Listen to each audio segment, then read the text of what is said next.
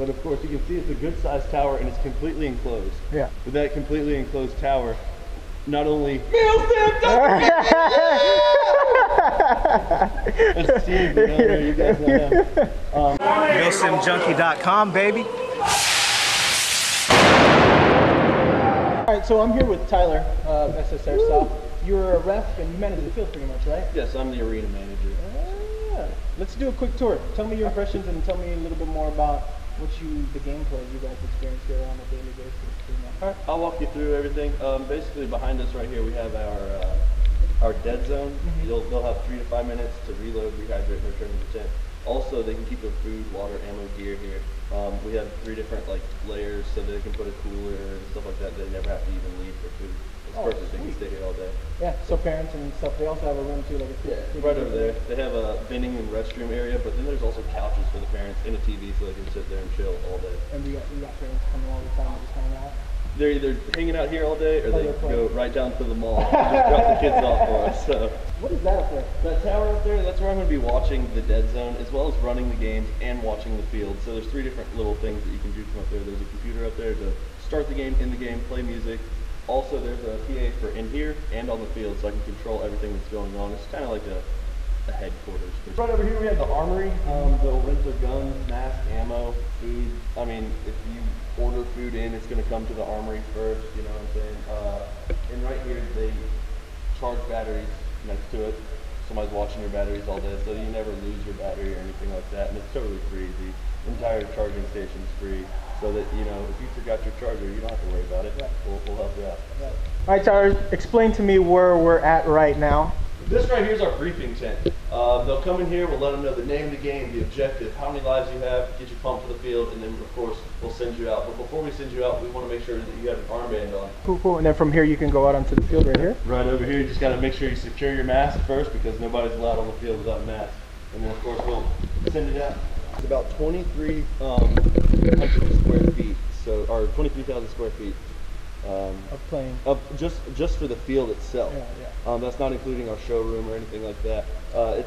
It's a good sized field, and the thing about our field is it can always be rearranged. If I don't like how something's playing, we can tweak it. The bunkers are heavy enough where if you hit it where you're sliding, it's not going to move, but we can always rearrange things. We have our 2 tin buildings right here. These 2 tin buildings, basically, they are our biggest fight.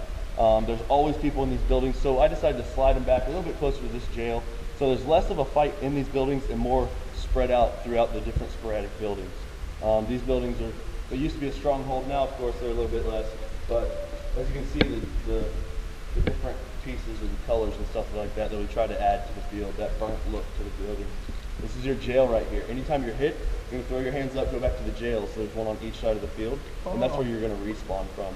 So that there's no spawn camping, anything like that. They're complete opposites of the field. And of course, you actually have to go around the jailhouse and touch this triangle that's screwed onto the backside that says spawn point on it. It's real easy, real simple thing to do. But come back here while you're touching this. Of course, as you respawn, you're back ready to go into the game. So we have street lights right throughout the entire field, so we can cut the lights off, and of course, it creates that night eerie, feel to the field. And then of course we have fog machines that will turn on to add to that effect as well.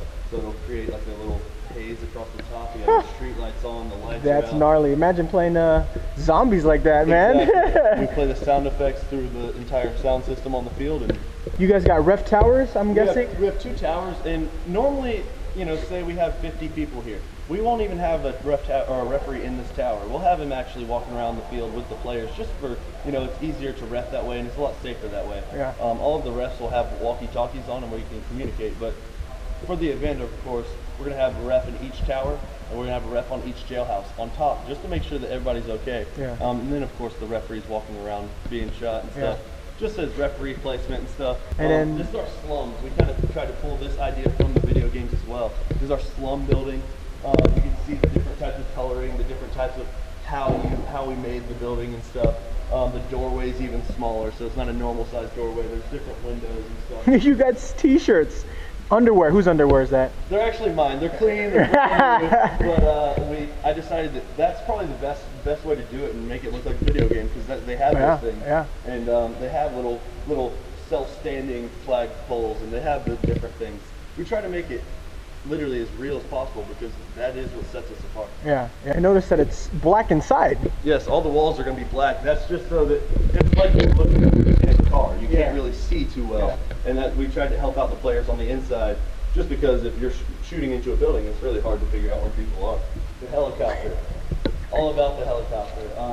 What we did was we tried to make a 1/3 scale of it and just put it on the field, and of course the fan really turns on, and the other fan, we're actually getting another helicopter built as we speak. We couldn't get it done in time, but we're gonna have 2 helicopters, and the other one I'm gonna try to talk him into getting like it to look like a crate is hanging from it, like it's lowering a crate down of ammo or something. No way. Just kind of I see like a pilot kind of just hanging out over there. He's just chilling, like he got stuck or something, got shot. These you guys built? Yes, these are all wood. They're completely made out of wood. Everything, even the helicopter, is completely made out of wood. We have a guy here that builds that stuff. He builds from buildings to crates to, you know, tanks. That's what he does. That's it. And this, last night when I took a quick tour, this caught my eye. Why? Because it's green as all hell. It's all themed toxic waste. This whole corner, actually, this whole back corner is all toxic waste. All this is going to be the toxic wasteland. We actually put green light bulbs in there. This whole thing. We actually, another field from Georgia ended up shutting down, and they had such a great idea about this thing. We didn't want to let that idea escape. So what we did was we offered them some money for the prop, and we put rest in peace Delta Force, just because of the fact that they did happen to shut down. But we wanted, this is their idea. We didn't take this, we don't want this to... Sure. It was their idea. Okay, right, roger that, and that's dope. So we made sure that we put their name on there somewhere, and added it to our collection, because this is what we've been trying to do, is add just like different sections. We have the slums, we have the toxic waste, we have the, you know, the crate section, we have the different areas of the field, just so that when we're describing, okay, the nuclear core is in the toxic wasteland, the people are automatically okay, it's that section waste. So it just kind of adds into the play of the field. Right here in the middle is Death Alley.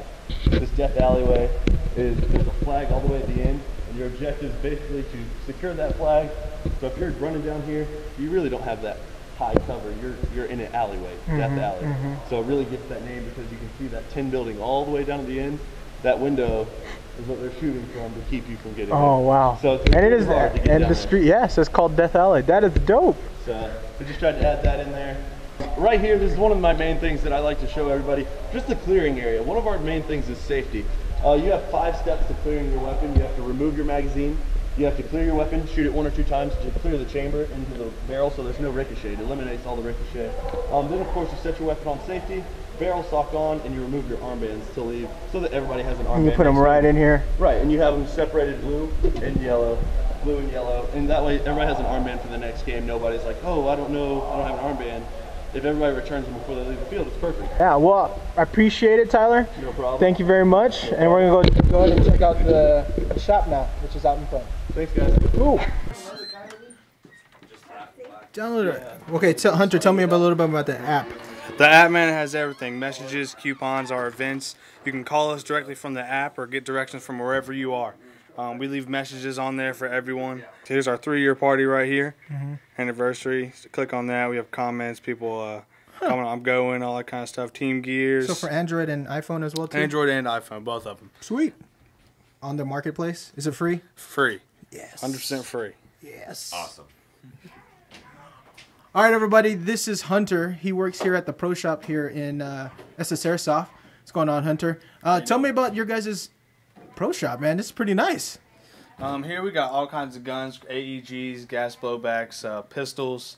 Got mags, scopes, lasers, flashlights, grips, patches, tack gear, everything you need. My job is to know everything about all these guns, so if you have any questions about anything, I can answer them. You guys are fully like stocked, and from what I've been told, this is not full inventory. This is just, you know, partial. Because you guys got, you know, the red jacket stuff down there. You got the Polar Star, the HK, the BFC, Elite Force stuff right there. I mean, you guys got a lot. You guys got quite a bit, and you guys got gear-wise. You got Voodoo Tactical in here as well too. So we change our everything changes. We never carry the same stuff every week. We get new stuff in all the time. First products, you know, we got the Chris Vector, the Bolt, Just released. That's new here. Every weekend we get something brand new, man. Sweet, sweet. And pretty much, you know, can people, if it's their first time, if they come out to play, can they come down here and pretty much build their own kit? And oh yeah, yeah. I help people build their own stuff. You know, we have a whole gun tech, so if they want the internals done, you know, rounds per second, feet per second, range, all that kind of deal. You know, we have a closed quarters environments. People want smaller guns, so I help them out with that. Any questions that they have, man, I help them out. That's cool. That's cool. So, when you started here, you said you've been here since the beginning. Pretty much, yes. Yeah. Did you start off as a ref? And yes, I was a referee. Yeah. And then what made you come up to the front? Well, I got sick. I got diagnosed with something called Still's disease, so I couldn't really do much physical activity in the back. So I moved up here and started doing sales, and I know a lot about the gun, so it just fit me. That hasn't stopped you from. Oh no. I like being around it. You know, it makes me feel better. You know, it's like medicine to me. Yeah. Oh yeah. That's awesome, dude. I think that's pretty awesome, dude. Oh yeah. Tell the people where they can visit you over here at SS. SSAIRSOFT coming to us at Sugar Hill, Georgia. My name is Hunter Atkins, man. Come see me for sales. I got all the questions answered. Cool. Thank you Thank very you. much, sir. Appreciate it, brother.